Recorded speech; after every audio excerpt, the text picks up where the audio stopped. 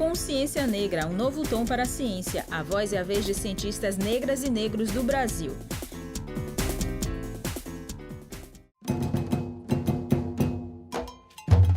Essa identificação que as pessoas têm com a minha história, talvez com o que eu represento, que aí sim eu digo, né, representar a comunidade negra, representar a comunidade feminina, representar a comunidade nordestina, isso realmente tem um peso, eu entendo e até me sinto honrada, né, de carregar tudo isso comigo, mas eu continuo dizendo, não foi extraordinário, certo? O caminho que eu percorri para ter chegado até aqui, ele não foi extraordinário. Ele é possível para muitas outras e muitos outros, se as oportunidades forem oferecidas no momento certo na carreira dessas pessoas.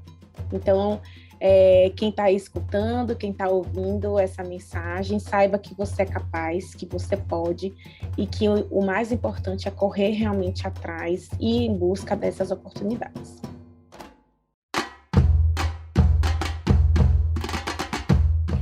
Se ligue! Já chegamos no 4º episódio dessa temporada, contando histórias de cientistas negras e negros que mudaram e até hoje mudam a história da humanidade com suas contribuições científicas. Essa que você ouviu um pouquinho é a doutora Jaqueline Góes de Jesus, cientista negra baiana, biomédica, que neste instante eu vou apresentar para você. Mas antes, como a gente tem feito nessa primeira temporada do Consciência Negra, vou te apresentar um cientista do passado que influencia os cientistas de hoje. Nesse episódio eu vou te apresentar um negão de responsa, é o Dr. Juliano Moreira. Ele foi médico psiquiatra, baiano também, é claro, cientista, professor e revolucionou o tratamento dos transtornos mentais no Brasil. Uma das principais lutas dele foi o combate ao racismo científico, sabe por quê? Olha só que viagem, naquela época, lá no começo do século XX, a sociedade fazia uma falsa relação entre doenças mentais e a cor da pele. Opa, aí que viagem! E o Dr. Juliano Moreira não comia reggae não aceitava que dissessem que ser preto estava relacionado às doenças mentais. Ele provou por A mais B que isso não era verdade. Se liga, minha bênção, Dr. Juliano Moreira era tão cabeção, CDF mesmo, que ele entrou para a Faculdade Baiana de Medicina com 13 anos, pivete. Com 13 anos, você estava na 7ª série, né não? Eu tava. Nossa, gente é muito inteligente. Olha só, até rimou. O Cero mal saiu da adolescência e já era professor na Faculdade de Psiquiatria, onde ele se formou. Ó, pra isso, o negão era barril ou não era? Era assim, barril dobrado. Dr. Juliano Moreira foi um revolucionário, concentrou a sua prática no tratamento das doenças mentais e mudou a forma como se tratavam as pessoas com abordagens mais humanas. Com ele não tinha esse negócio de dar choque não, viu? Era tudo na base da ciência. Mas sim, você deve estar aí viajando porque eu dei essa volta lá no século XX para apresentar minha cera, doutora Jaqueline de Jesus, não é verdade? Peraí que eu te conto. É porque ela também é médica, negona, que enfrentou muitos preconceitos para mostrar seu potencial. Ela é biomédica, tá ligado? Mas nem sempre seu sonho foi ser cientista. Conte aí, doutora Jaqueline. Eu sempre quis fazer cursos na área da saúde e por muito tempo acreditei que a medicina iria, de certa forma, preencher esse desejo. Até que eu descobri que, na verdade, não era bem medicina que eu queria e, nesse mesmo período, encontrei a biomedicina, que me abriu as possibilidades para trabalhar em diversas áreas, entre elas a área da ciência. Foi somente na graduação, baseado na experiência de muitos professores e que já eram pesquisadores e que já eram cientistas e levavam essa experiência, esses relatos para a sala de aula, que me despertou o interesse em fazer algo relacionado à área da pesquisa e, portanto, de ser uma cientista. É sim, pelo certo. Nem sempre a gente já nasce sabendo o que quer ser quando crescer, não é verdade? Eu, por exemplo, antes de ser jornalista, eu quis muito ser cientista, astronauta inclusive, mas eu nunca achei que ser cientista fosse coisa de menina ou pra gente preta. Eu achava que, assim como nos filmes da Sessão da Tarde, era coisa de gente branca. A senhora, doutora Jaque, eu vou te chamar assim porque a senhora é doutora, mas só tem 31 anos que eu tô ligada. Já passou por muitos obstáculos até chegar onde chegou, não é mesmo? Conte aí pra gente. Foi difícil, mas eu não tinha a noção, não tinha consciência de que essas dificuldades se pautavam na questão do gênero, na questão da raça, né, da cor. E as dificuldades, elas perpassaram por todo o processo, porque existia uma disparidade muito grande em termos sociais relacionados. Então, entre os colegas do grupo de pesquisa, eu era, teoricamente, a socialmente menos favorecida, e isso refletia no estilo de vida, que era um estilo de vida que eu nunca acompanhei, nunca consegui acompanhar, porque não fazia parte do meu universo, né, social nem financeiro.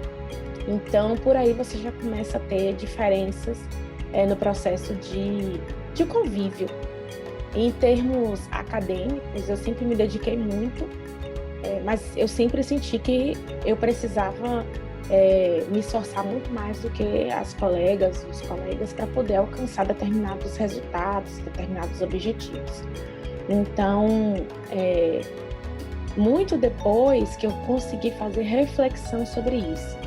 Eu já formada, tendo contato com os movimentos feministas, com movimentos negros, foi que eu consegui, de fato, entender que existia, sim, um contexto ali de questões de gênero, questões raciais, questões sociais, que permeavam todo aquele processo pelo qual eu passei. Agora você que tá aí me ouvindo, me conte, você nunca ouviu de sua mãe, quando estava na época da escola, a seguinte frase: menino, menina, você tem que estudar 2 vezes mais que o seu colega porque você é preto. Oxe, eu ouvi muito de manhã. Essa nossa dura realidade, assim como foi para a doutora Jaqueline Góes e como ela bem destacou, a importância de conhecer iniciativas que fortaleçam o nosso propósito, como essa aqui, do podcast Consciência Negra. Pois ela estudou muito, muito mesmo, e hoje é uma grande mulher na ciência. Vou te contar só uma coisinha sobre ela, mais uma. Quando a Covid pipocou, lá em meados de março de 2020, a doutora Jaqueline Góes e a sua equipe foi responsável por sequenciar o genoma do vírus, e isso fez seu nome ser ainda mais conhecido em todo o mundo. Mas peraí. Agora ela me xingou toda. Sequenciar genoma? O que é isso, doutora? Outro dia eu vi na televisão a senhora falando que faz isso com a mão nas costas. Fácil, fácil. Me conte aí.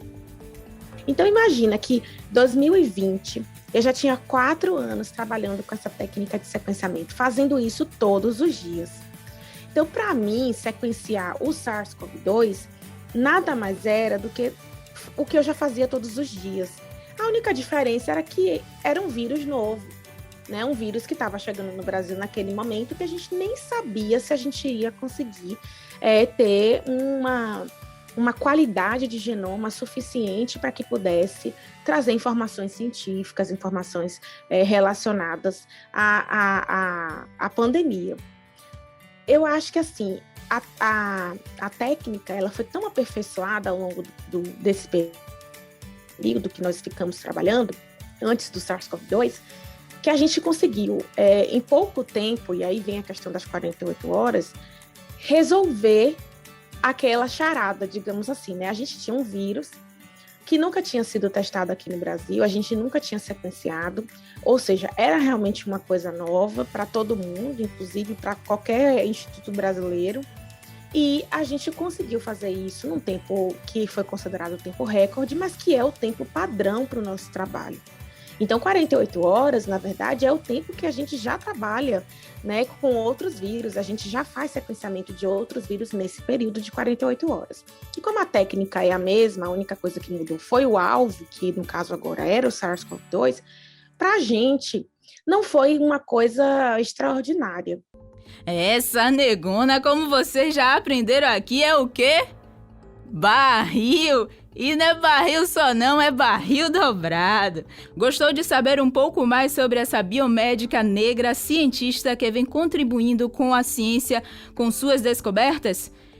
Eu adorei saber. Eu sou Camila França, jornalista e radialista preta, e este é o podcast Consciência Negra, uma realização do Instituto Cultural Steve Biko, Estandarte Produções, com o apoio do Instituto Serra Pilheira.